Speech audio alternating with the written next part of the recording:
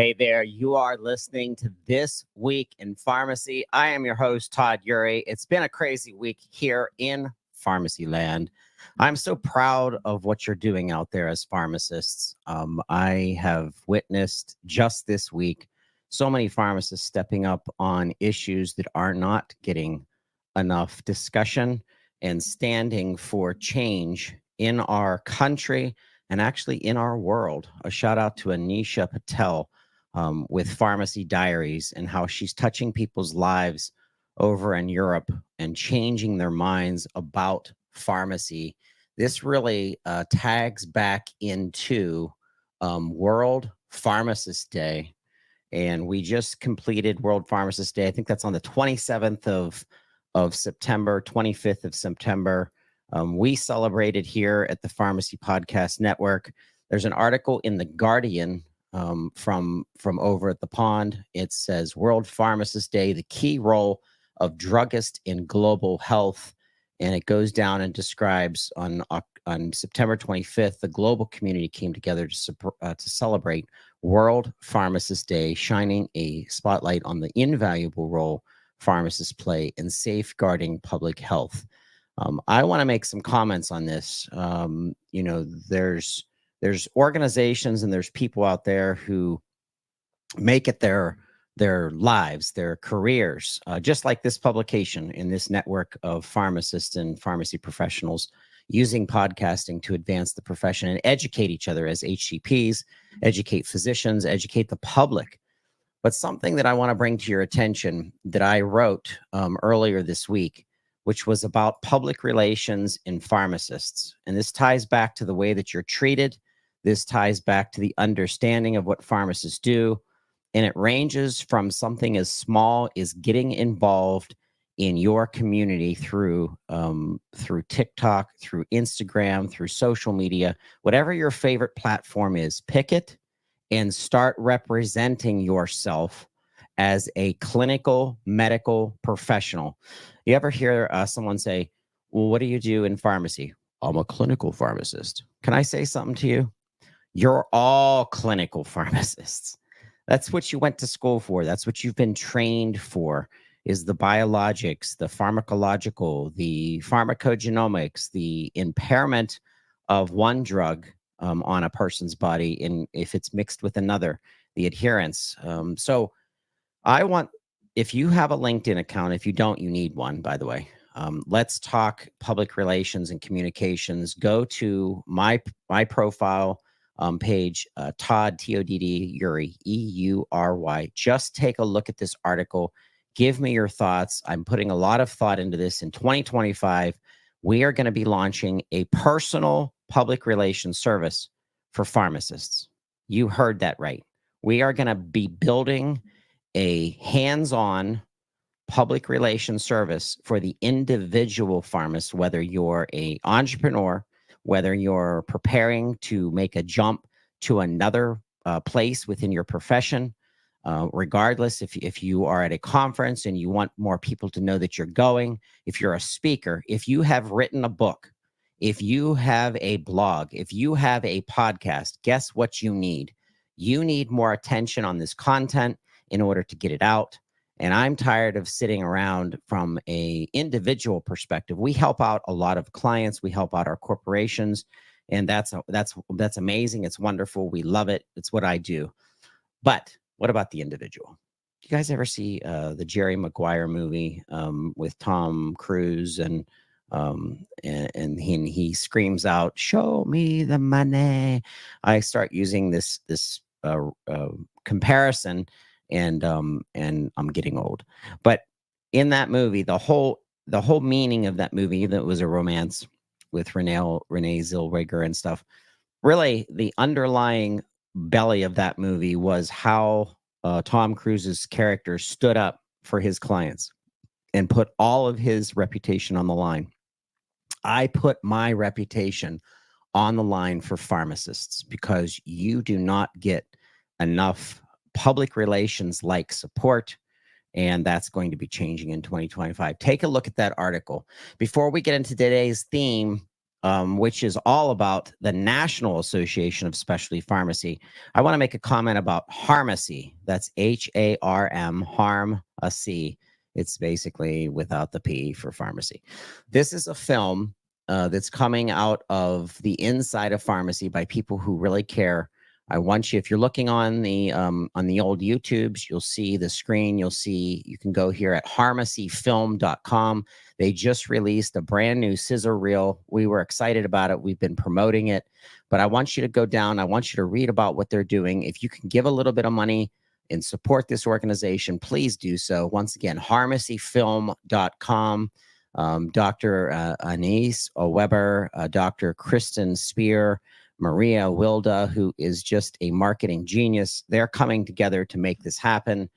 We are so excited about the progression of the film. And it's about what's taken place over the years with fast food pharmacy, making pharmacy a commodity and making the pharmacist role seem like a fast food position that people are yelling at you, they're disrespecting you. You are a medical professional. You should get just as much respect as anyone else. Well, actually, if you're in the public, you should get respect. But you know what I mean? I mean, if a physician was taking this kind of abuse, if a nurse was taking this kind of abuse, which in some ways that they do, it would, I think it would change faster with how big the AMA is. But anyway, so check out HARMACYFilm.com and give some love to a local pharmacist. Hey, I'm wearing a hat today, if you didn't notice, and it is the hat that Josh Kent gave me from the Cannabis Pharmacy team, and I'm excited about being a part of that team. Go to cannabispharmacy.com. There's multiple reasons to go here. Number one, they have high-level products that I absolutely take myself. This happens to be a gummy. I'm not so much into the gummies, to be honest, even though they're delicious. I'm more into the topicals. I love the topicals. I love the painkiller, the pain relief. But the exciting thing about Cannabis Pharmacy and Pharmacy Podcast Network and the whole network of subject matter experts, including the Corns, which is the answer page, is we're coming at the market with education. We're coming at the market with pharmacist support.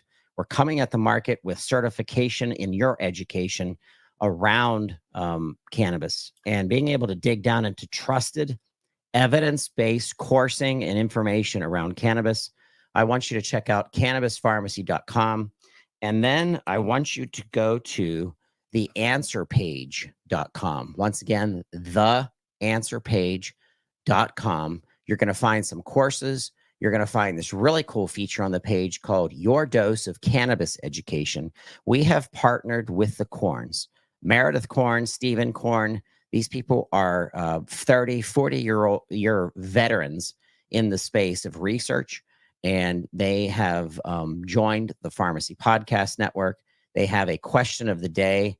On the 27th, they asked to ensure that one is consuming a safe CBD product. It is important to view the certificate of analysis, which is the COA, the presence or absence of what heavy metals are reported on a COA of CBD products. So I want you to read up on the answer page. They also build the certification needed to be anything to do with cannabis, medical cannabis in the state of New York and several other states throughout the country. They're the ones that build those certification courses for the state. I mean, that's how good these people are. So this isn't any fly by the seat of your pants organization. This is the real deal. I want you to check out the answer page. Be on the lookout for the Corns coming on the Pharmacy Podcast Network, educating our pharmacists, our technicians in the business of pharmacy, of what's going on. Hey, NASP, that's going to be today's theme. I'm so excited about what's going on in specialty pharmacy. The Pharmacy Podcast Network is the press partner of the National Association of Specialty Pharmacies, happening on October 6th. We are so excited to be part of that organization. We're so proud to be part of that organization. And today's podcast episode is about the NASP, the coming meeting. and 2 featured organizations that are going to be supporting the Pharmacy Podcast Network, covering as press. We so much appreciate that. I want to give a shout out to Sykes and Company.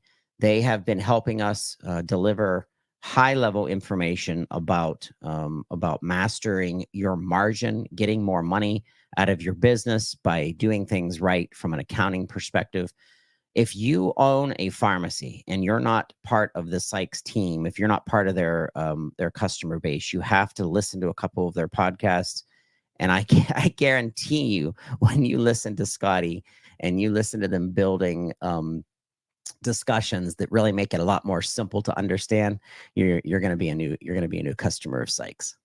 A shout out to Bruce Nealon. He is the road trip guy. Guess what? He went back out. He started, think about this. This guy's been in pharmacy for over 50 years. I feel like I want to become the next gen Bruce Nealon. Those are huge shoes to fill.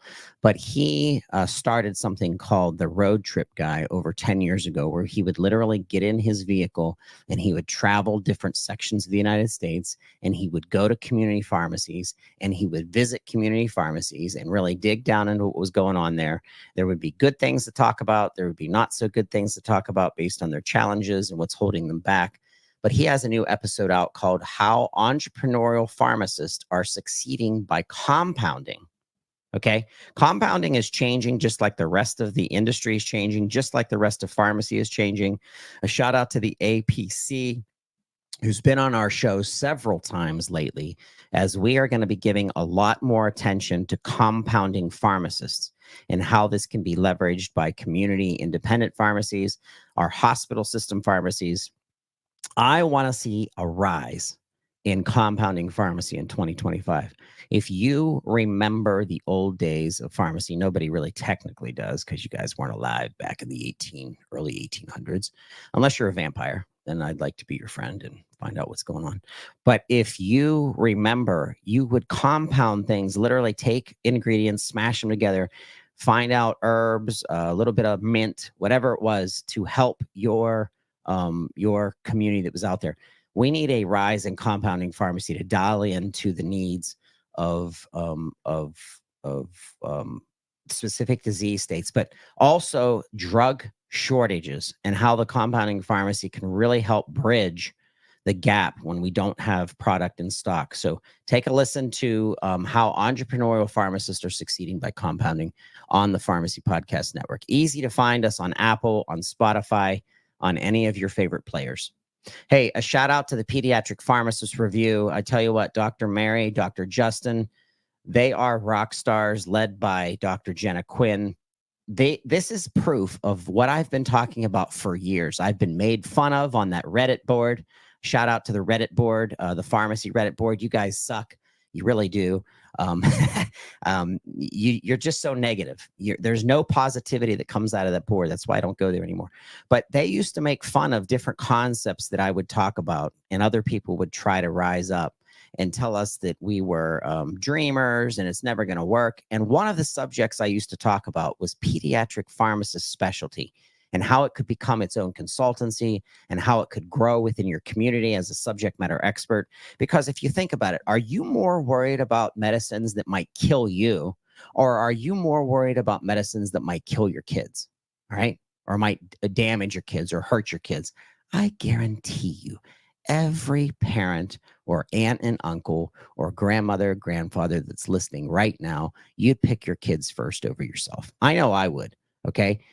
Jenna and her team are finally lifting the shroud of mysteriousness of using medications and using drugs for pediatrics, and they're dialing into some specific cystic fibrosis this week on their episode. And it's just interesting to listen to, and it's great education. And by the way, even if you're not in pediatric pharmacy, please share these podcasts.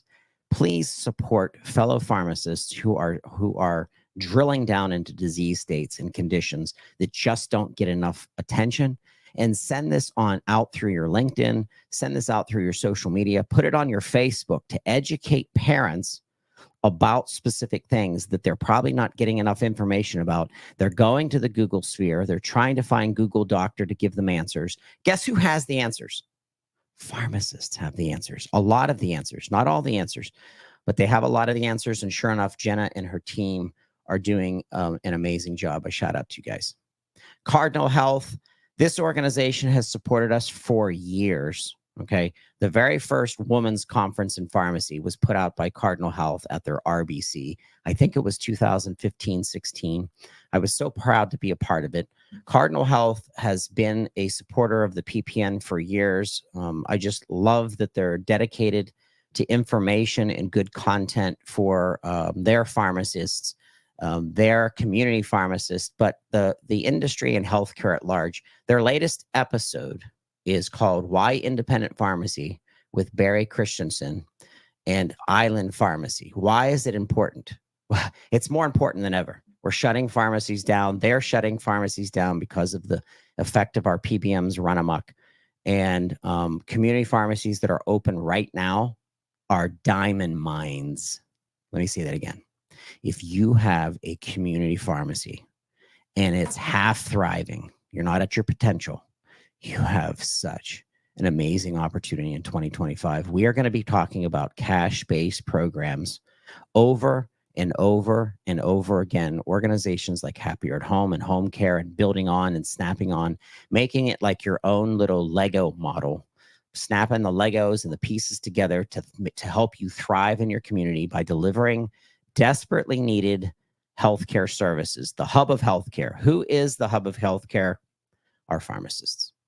All right, the next episode came from SureScripts, the powerful organization helping us to relay data and information between pharmacy systems, electronic health records.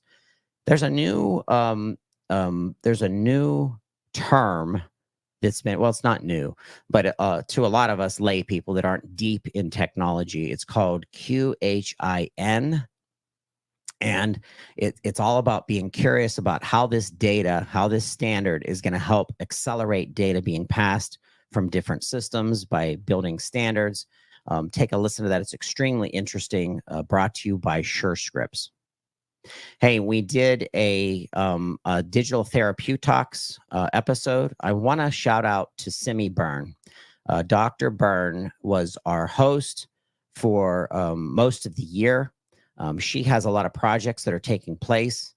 We just did her latest episode, which just released earlier this week. It was called What Impact is Digital Health Having on Community Pharmacy? Because, you know what, we talk about technology, and once again, sometimes you get eye rolls because people think that's pie in the sky or future things. This podcast is absolutely not about the future. It's literally about what's happening right now in digital health. And how does digital health, how does telehealth, how does remote patient monitoring connect the community pharmacy to their patients that can't get to a pharmacy, can't get to a hospital system? And a shout out to Ashton Mararba with IPC. He and IPC, Independent Pharmacy Cooperative, which is a buying group for about 5,000 plus community pharmacies, have built an entire suite of services called iCare Plus. And iCare Plus is leading digital health and community pharmacy. A shout out to my friend Ritesh Patel. This guy is super high up as a senior vice president over at Fin Partners. Fin Partners is a public relations organization, but also a research organization that helps pharmaceutical organizations and big, powerful companies with their PR and communications. Ritesh is also a DJ. He's just a wonderful person. He's creative. He's on the discussion. He brings some perspective and analytics and data to the perspective of the way that the world, the way that investors see the future of digital health and the opportunity pharmacists have to stay ahead of it. You don't have to buy anything. You just have to be aware of this.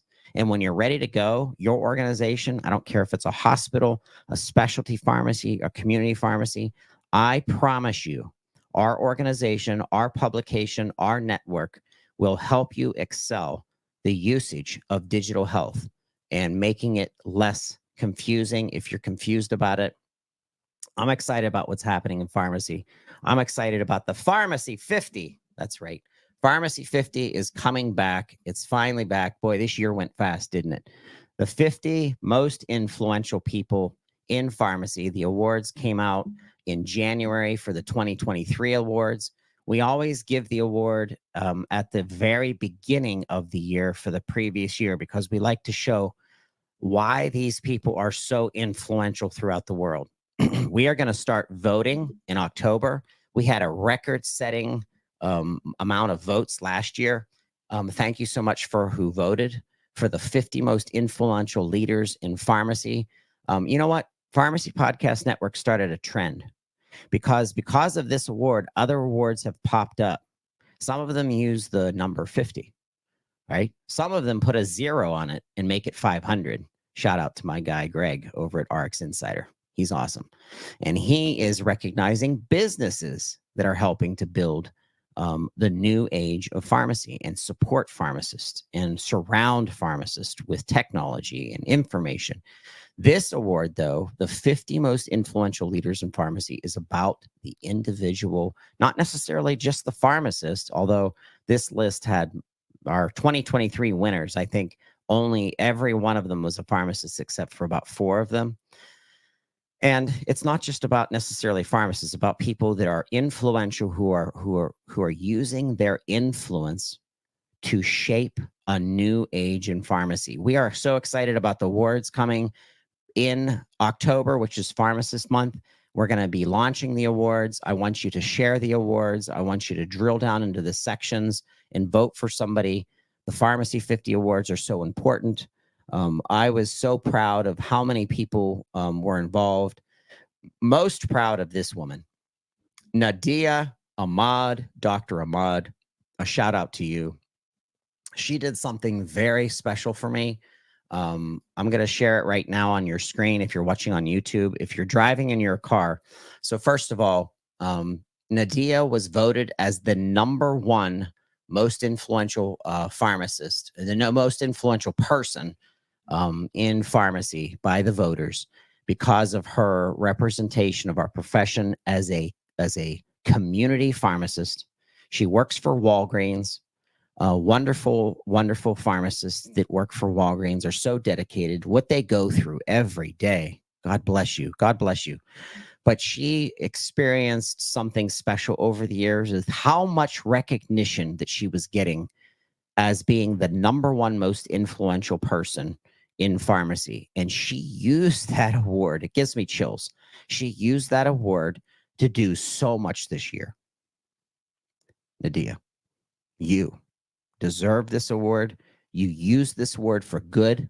You brought so much attention to yourself and to your advocacy.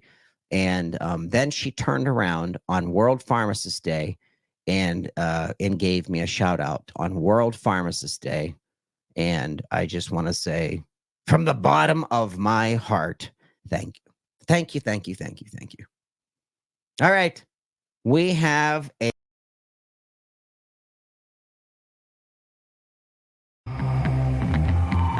You don't want to miss this. The National Association of Specialty Pharmacy, NASP, annual conference is happening from October 6th to the 9th, 2024 in Nashville. Be sure to meet Paragon Pharmacy 360, a leader in elevated pharmacy care designed to help patients achieve their health goals. Don't miss this exclusive opportunity to hear Chris Antipas, president of Paragon Pharmacy 360, speak on how pharmacists reach the apex of managing cost of care on October 8th from 4:30 to 5:30 p.m. in the Magnolia Ballroom. In this session, Chris will share valuable insights into how pharmacists are taking a leading role in managing healthcare costs and driving better patient outcomes. Experience the future of pharmacy with Paragon Pharmacy 360 at NASP 2024 in Nashville. Join us in the Magnolia Ballroom from October 8th from 4:30 to 5:30 p.m. and discover how we are redefining healthcare by empowering pharmacists to drive better outcomes, manage costs, and elevate patient care. Discover more at ParagonPharmacy360.org.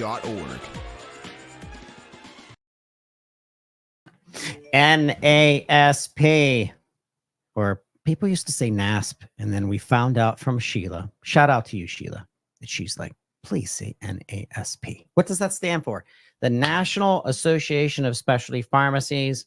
This is their annual conference. We are so excited. You've heard me talk about this all day today, and that's because it's just time to get together. It's time to be infused in the NASP's booth. We run the NASP podcast, and I welcome back a friend of mine and someone who has been a huge support to the Pharmacy Podcast Network, Jennifer Noonan with Accessia Health. You're back, Jennifer. I knew this was going to happen. I could have predicted it. You're coming to the NASP in Nashville. I can't wait. It is the most exciting meeting of the year. So I'm looking forward to heading my way to Nashville in, what is it now? I think 8 days, 9 days. Jeez. Yeah. I always wait to the last minute to do my flights, but this year I actually did them 2 weeks ago. So I'm all set because you just said that and a butterfly went in my stomach. I'm like, wait a second, that much close. Did I do my airline tickets? Did I do? And yes, I did. I have it all taken care of. So I'm ready to go. Great. Did you get your room? Because we sold out of those real quickly this year. The numbers were moving up quickly as soon as registration opened. It was exciting to see the continued interest and even more than we expected this year. Yes, we have our rooms. The team has just been wonderful. And it's just because of the collective minds, the innovative minds that are part of the board. You're part of the board of the NASP. Very proud of the representation, the fact that you are a nurse and you've seen things from the patient's perspective, and now you're coming into leadership with the National Association of Specialty Pharmacies, and you're leading with the concepts of what Accessia's mission is, and that is to assure that people can get their very sometimes expensive prescriptions paid for. I kind of want to just stop there and ask you to share with our listeners, what are you most excited about in going to the NASP 2024 in Nashville, and what you'd like to talk about from Accessia Health's perspective? Yeah, I'm excited about a lot of different things, but I think if I had to pick just one, it would be finding out more about what it is that everyone else is seeing coming with the changes within the IRA, but most specifically how that impacts our specialty pharmacy patients and providers. I think that this is going to be the biggest gathering of individuals that have lots of specialty in the specialty arena. See what I did there, Sheila, if you're listening? It was a very punny play on words, but I appreciate that we're bringing some changes about to help make things more affordable for a large portion of the population. But I think there's still a lot of question about exactly how that's going to impact individuals who are struggling to pay for their health care. And so finding that out, and also making connections with people who can continue to help us with our mission throughout the year. Networking is so big at NASP. You said you were excited I was back and you knew I'd be back, but it is a fact that as a nurse coming into a world that was filled with pharmacists and pharmacy, and just as it was in my nursing world, very kind of focused on those areas that were relevant to nursing. In NASP, National Association of Specialty Pharmacy, was such a integral part of my education on how specialty really interweaves in the lives of our rare patients and patients who have complex health problems. So that's probably it, the networking and getting to the bottom of how this is going to impact our patient population directly. The leadership that you provide the industry. I had a fascinating conversation with you at the Assembia event earlier this year.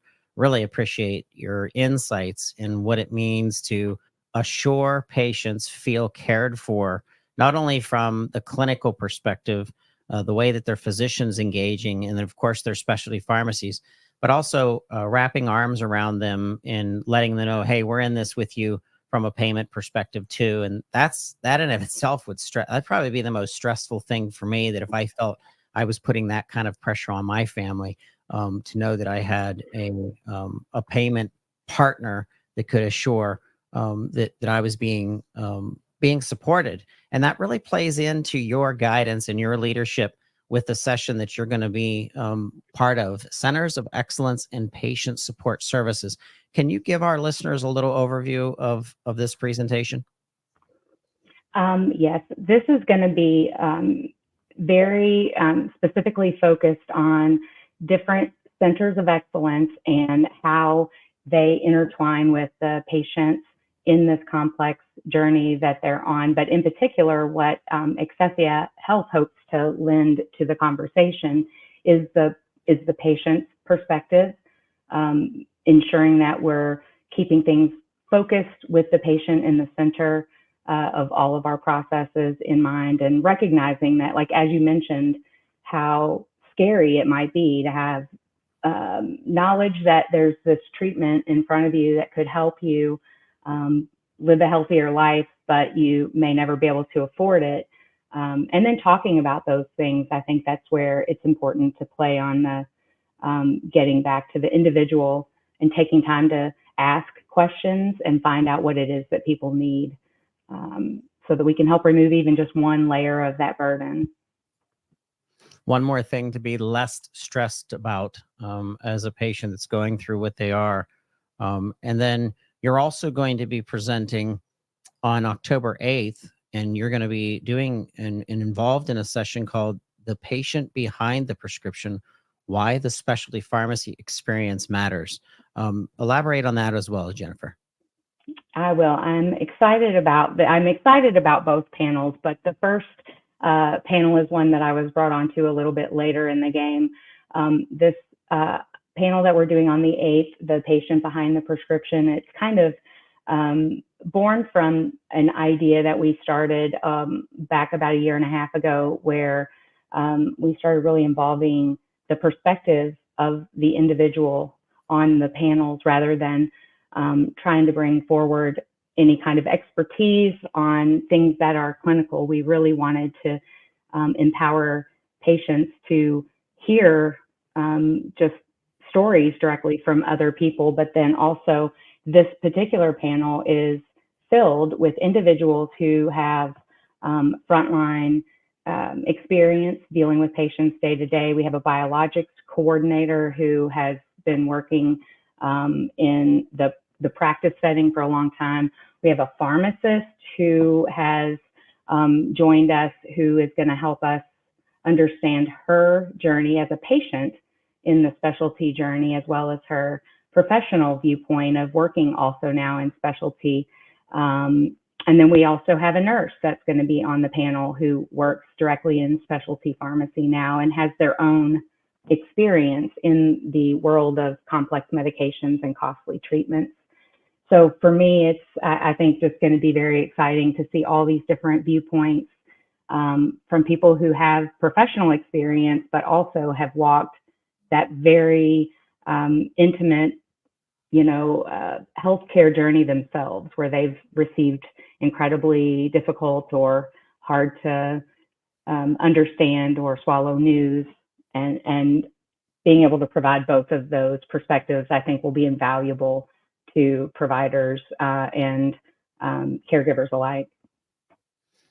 Jennifer, I can't think of a better testimony of patient care coming from a pharmacist, a nurse, a physician who has experienced the treatment themselves and what the system feels like and the testimony that they can provide. So that's going to be a very powerful presentation. We're excited about it. All right. Is there anything in Nashville that you're excited about that isn't necessarily part of the conference that you're looking forward to? Oh, I'm looking forward to the Gaylord. The hotels are so nice. And even if it's raining outside or the weather isn't perfect, you always have this kind of an area that's serene and quiet, full of, greenery and just lovely things to look at. So I'm excited about the hotel. Yeah. Every time I go to a Gaylord at a multitude of different conferences, there's one in Dallas that I've been to, Florida, and now Nashville. It's always a wonderful experience, a great venue. So I'm equally as excited about that. I am also. All right, we're excited and we're very proud to be part of the NASP. We'll be in the NASP's booth. If you're listening to this, if Sheila sent this to you, if somebody from the NASP sent this to you, if you're part of the board of directors, if you're someone that is attending the event in any capacity of specialty pharmacy, and you would like to be part of the post show, please reach out to our team at pharmacypodcast.com. Once again, that's pharmacypodcast.com. But I before we wrap up, I do want to share that there is a special event coming up, a free webinar series that's going to be coming up. Jennifer, I'm excited about this from Accessia Health's leadership, because you actually have CMS involved, and that's a pretty big organization, I would say, to have on your webinar. So tell us about that. Yes, we're very excited to say that we have a two-part webinar coming up that is going to cover some of those changes that I mentioned from the IRA. And so we have someone speaking directly from CMS on the 2nd, and then we will have an additional follow-up where we have Bill Sorrell, who will be covering some of the legal implications and just help with understanding more surrounding those changes that we're seeing in pricing. So if you navigate to our website and go to the webinars page, you will see right at the very top a place where you can register. You don't have to attend at the time of the event, although I would suggest that the news is going to be hopefully hot off the press, so you might want to be there. But you can also see it as a follow-up if you just register for the event. So I would encourage folks to do that. Excellent. Yes. And if you're in the car, if you're driving, if you're walking and you're not watching us on YouTube or on video, don't worry about it. That link to that webinar will be in the show notes, and we will share that. So if you get a podcast app, if you're listening to an Apple or Spotify, just go down to the show notes, and it will be accessiahealth.org. And it will take you right to the Amplify Your Voice and Control Your Care, the webinar series. Jennifer, I want to say thank you to you, as you have been an amazing support of our publication, and now, of course, supporting the NASP, not only from your board leadership, but also being involved in this programming that helps people that didn't get to attend the event and understanding the high level of participation and the leadership that the NASP provides our specialty pharmacists.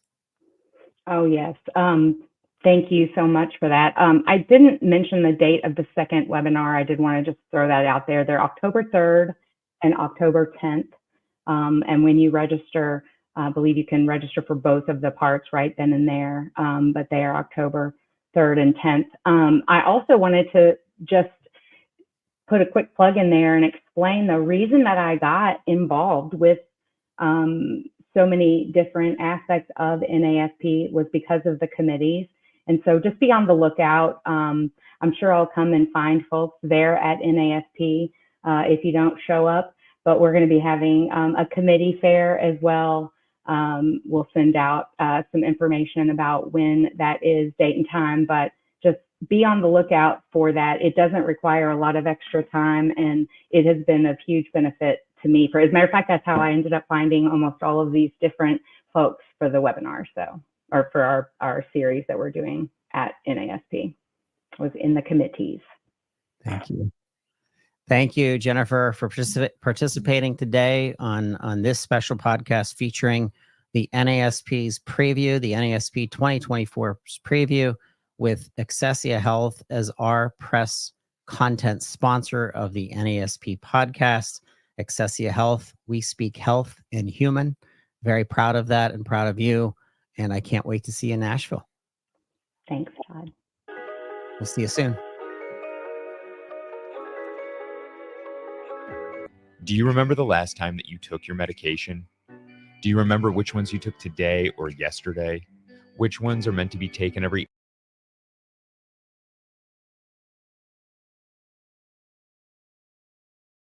patient runs out? Completely closing the medication management loop with one simple system.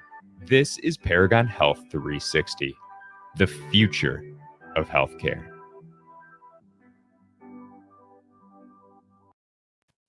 Hey, welcome back to This Week in Pharmacy. Hey, NASP, what does that represent in our industry? I love going there. The National Association of Specialty Pharmacies is having their Super Bowl of their events from every year. This is the one that concentrates on our annual get-together of specialty pharmacy advocates and innovators across the nation. It's going to be in Nashville, Tennessee. I love going to this. We're embedded inside the NASP's booth. We will be on one side of their booth with the podcast station, the NASP podcast. This will be our 4th year. This is a celebration. And a person that has been collectively several, I think this will be his 3rd year, that's been on our show several times is Dr. Chris Antipas of the great city, my city, the Steel City. And one of the cities that I have to say are rising in healthcare. We used to be a steel town, Chris, and now we're a healthcare innovator. Yeah, Pittsburgh is increasingly noted as a healthcare town. We are also the birthplace of specialty pharmacy. For those that know specialty pharmacy, they know that Pittsburgh has been the starting point of this industry in a lot of ways. Statlanders being kind of the innovator in the space, and then you've had other pharmacies kind of bud out of Pittsburgh. And then Orlando became a hotspot, but Pittsburgh is known for healthcare and also especially for specialty pharmacy. So, Chris, you're seeing it from multiple perspectives. You're seeing it initially from how it impacts your community as a community pharmacy owner and operator with years of service in community pharmacy. I think that's where you got your start. And now we're layering in technology. We're layering in very specific care that digs down into disease state management. You're going to be doing a presentation at the NASP in Nashville. The title of this presentation is How Pharmacists Reach the Apex of Managing Costs of Care. I want you to give our listeners today just an overview of that presentation. Yeah, bear with me. I may have an internet instability here, but so at the NASP conference, I'll be a part of a panel of some excellent speakers. And the general idea and concept of this presentation is the role that the pharmacist plays in managing total cost of care, basically. We've been on this trajectory of trying to minimize what we spend on pharmacy from the payer perspective, where health plans and employers are trying to pay the least amount for these drugs. And we've relegated the pharmacy, the role of the pharmacy, to basically being a vending machine, where it doesn't matter where you go, as long as you can get it the cheapest, that's what we're trying to accomplish. And the more you think about that, the more time you spend on that subject and that idea, that concept, the more ridiculous it sounds. Yep. Because we know that the pharmacist and the pharmacy team more broadly, we can affect a patient's use of their medication. We affect that through education, through oversight and engagement. We affect that by ensuring that the patient has their questions answered and their concerns addressed. We can affect it by being available to them in times of need, when things go wrong, when they forget their medicine or life happens. And there has just been a completely insignificant amount of emphasis put on that role and its corresponding impact on the outcome of the patient. And so this session, it will dive into that, and it will begin to challenge how we view pharmacy and how we view pharmacists in this journey and this goal of reducing total cost of care. Because when drugs are used appropriately and effectively, patients do better, and healthier patients are less expensive. So the question is, are we focusing so much on the cost of the product that we're missing this other side of the equation that is very expensive. And oh, by the way, when people are healthier, it's also good for them in their life. And I'm excited about, really challenging the current approach we have and shifting from this idea of a vending machine to really a provider that is instrumental in the achievement of these positive and desired clinical outcomes. A pharma economic professor, Dr. Joseph Mattingly, testified to Congress, and one of the excerpts that I found on Twitter that it was just fascinating for him of what he said was, if pharmacists dispense a prescription in today's model, they're paid for their service. If pharmacists teach, educate, spend time with a patient in the construct of that retail setting and don't dispense a prescription, there is no payment. And that expertise is completely missed when it's probably needed most. And here's a economical psychology reason for that. The pace of community pharmacy, which you've experienced for, I don't want to make you sound old, but 25, probably might be 30 years now. Bang, bang, bang. So much happening. People are busy. Rush, rush, rush. The specialty pharmacy side has learned that these medications are so important and so critical because it's serious diseases that are being combated. It slows the process down. Patients want to talk with their specialty pharmacist. They want to slow things down. They want to know their condition. They want to know what the medication's doing. They want to understand titration. They want to understand moving from one medication to the another. I can't go on and on about the NABs, all these medications, the nabs and all the NABs. I can't say. At the point that you've blended that community and that specialty together, and that's exactly what you're saying. We have got to make sure that we slow this down and then we get the education of the specialty pharmacist that's dialed into the treatment, that we get it to the patient, because that will save lives and that will save money.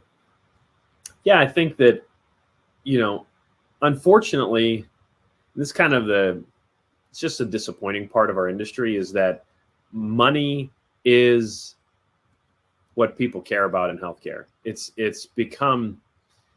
not healthcare, it's health profit, as I've said, and some good friends who you've had on, Tom DePietro, he's a good friend and a community pharmacist out on the eastern side of the state.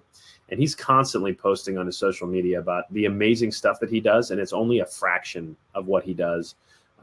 It's just what he posts. And I know this is common for a lot of pharmacists. They do a lot of great work and they do it in the shadows because it's not recognized and it's not compensated. So what you incentivize will get done.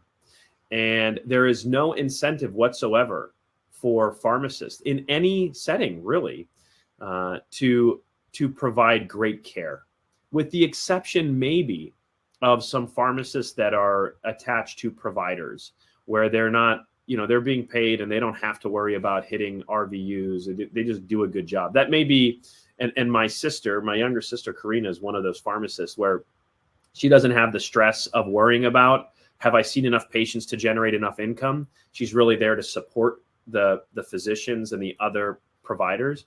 But outside of that, it's hard to, kind of identify a scenario where pharmacists are really incentivized to provide great care, as opposed to, I need to dispense all these prescriptions or I need to move product.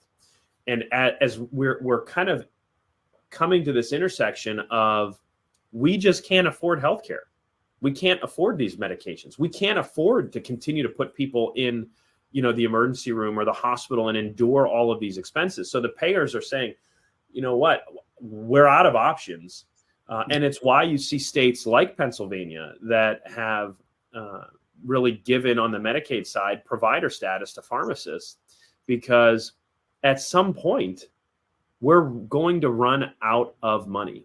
And I think that the goal in at least one of my objectives in my profession, what I'm trying to accomplish, is to establish the role of the pharmacist, align everyone's incentives so that the economics don't create barriers to care, but then reward the outcome you want.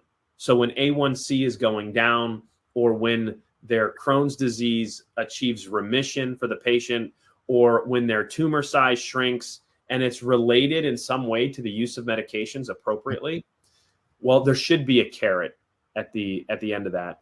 And I think that we have somewhat of an obligation to push the industry in that direction, because if we don't, we're going to really threaten the health of a lot of patients. A lot of patients will suffer, and somebody's going to step in. Maybe it's AI. Maybe we lean into AI when we shouldn't, or we lean in prematurely because we're out of options. And then we have a whole slew of potential issues that come from that. I'm all for supporting technology at Paragon. We're building this infrastructure. I'm talking on this panel because we have an infrastructure where we're going out of our way to assess patients and their outcomes and how they're doing in their progress. And we're looking to, pull that value back to the payer, the plan sponsor. And it's unfortunate, as I said, to be constantly focused on the dollars and the economics, but at the center of this is a patient with better health outcomes, and it's better for them. But we have to navigate the interests of the market, which is, how are you going to make me money, or how are you going to save me money? And I think we're on our way to doing that, especially at Paragon. Well, there's something to gathering together as well, because now you can get to share those ideas from the panel that you're part of, and now mix in with other organizations that are supporting the patient. Accessia Health's going to be at this event. We are going to introduce you to Tiara Green, the CEO, who does nothing but make sure that medications are paid for, especially in that specialty environment. We get to mix these voices and these concepts up to continue to promote, to get this information to our payers, to get it to the physicians, to let them know there are teams, pharmacy care teams, that are ready to go. We have to be empowered to do so.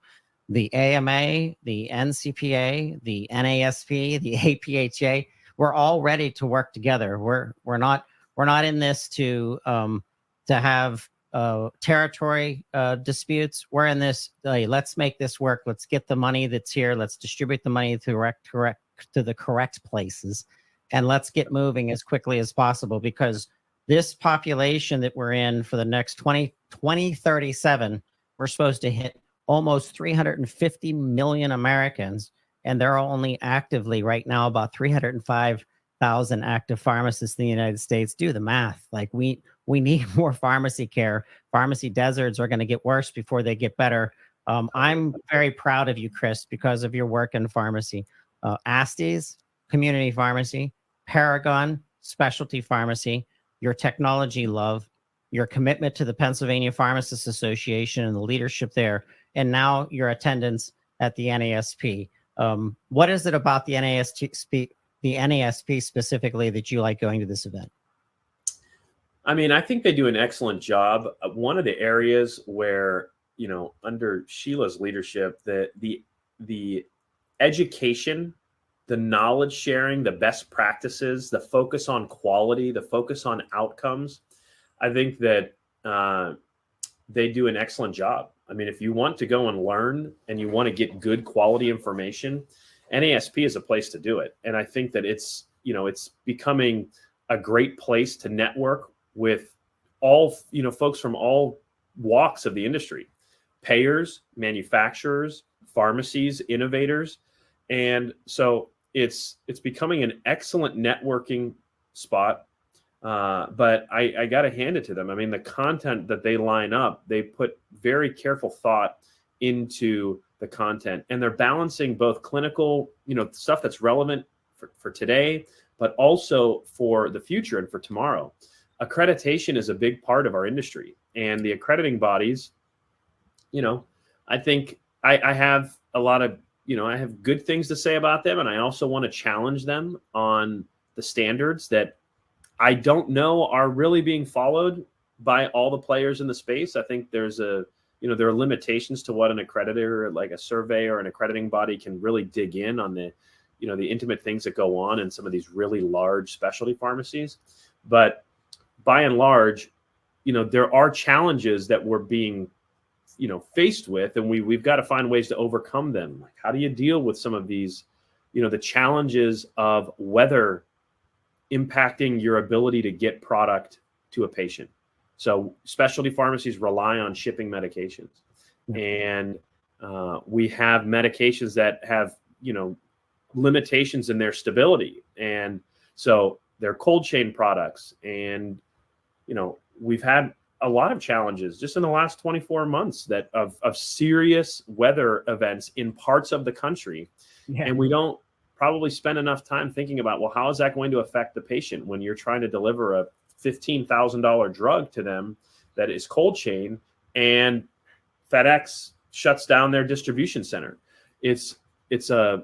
There are a lot of concerns, and these types of discussions are taking place because those of us that are in the industry we're all facing these challenges. And so what I've really appreciated is the ability to connect with colleagues that are willing to share some of their best practices, because to an extent we are all competing. The country is our competitive landscape. We're all competing for all corners of the country.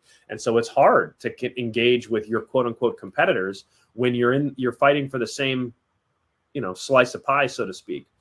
But I do culturally, there is this openness and willingness to share some of these best practices that sure might give us an operational edge, but at the end of the day, it's going to help patients that are in need. And let's compete for business on other areas. Let's not necessarily compete on best practices that are good for patients. And that's how I would sum up NASP. I mean, I think just in general, it's very collaborative, and it just continues to grow. I was at the very first NASP meeting, and it has evolved, as I said. I mean, Sheila's fantastic, and as you know, I mean, they've just got great staff. They're advocating for our profession, so it's really important. The work they're doing is very important, and I'm proud to be a member, and I'm proud to be a part of the association. We are too. We're proud of partners like Paragon Pharmacy 360, that what you're doing in the industry and how much that means, and your support of the NASP, where we've been a press partner of theirs for about 5 years now, and it's just been wonderful. Their innovation is real. It's not just talk. They'll come up with something, and the next thing you know, it's released. Like the certification of becoming a specialty pharmacist and some of that track. I mean, that was just brilliant. So I want to give a shout out to the listener. If you'd like to connect with Dr. Chris Antipas before this event and line up a time to meet with him in Nashville, go to paragonpharmacy.org. Once again, that is paragonpharmacy.org. And on that website, you'll find the contact section. Just fill in that contact section, get it out to the Paragon team. Someone will get a hold of Chris, or reach out to him on LinkedIn. Chris, I'm going to be excited to see you there. We're excited to have you as part of the coverage of the NASP 2024 on the Pharmacy Podcast Network. And it's always good spending time with you. It's my pleasure, my friend. Looking forward to it. We're going to have a good time down there, and excited to share some of the stuff that we're working on. We've got some really cool leveraging of technology to just do better for patients. And a side effect of taking care of patients and focusing on what's in their best interest is financial success. That's how we view it. Do right by the patient, and good things will follow. And we're looking forward to kind of having that type of discussion with a lot of folks in Nashville. Excellent. We didn't get into the technology. I'm going to hold that one back for our discussion in Nashville. So we'll have some Easter eggs today that people have to follow up to listen to the full presentation. All right, Chris, go Steelers. Thanks. We're 3-0 finally. 3-0, baby. Here we go. All right, I'll see you in Nashville, sir. Sounds great. See you, Todd. Hey, head on over to jbconsulting.com. This is a group that is committed to our profession, the pharmacy profession. We kind of met Sean Jensen at a specialty pharmacy conference. But Sean, you really work in electronic health records. You work with other facets of the pharmaceutical industry. Give us a quick overview of JB Consulting. So yeah, we work with everybody in the specialty pharmacy industry. We help, enable companies to get more with technology, get more out of their teams using technology. We help connect systems. and we help get more insights out of data and enhance the data capabilities of our customers. That's excellent. So JB Consulting, you've been around for 20 years. I've seen case studies that you've worked on, which is really interesting, especially pharmacy case study that you worked on with NCPDP. Talk to us a little bit about things that you've done specifically in specialty. I mean, just connecting systems and connecting different organizations is a huge one.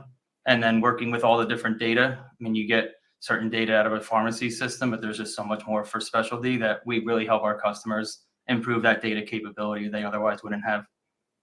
Yep. Integration with electronic health records, special needs, artificial intelligence.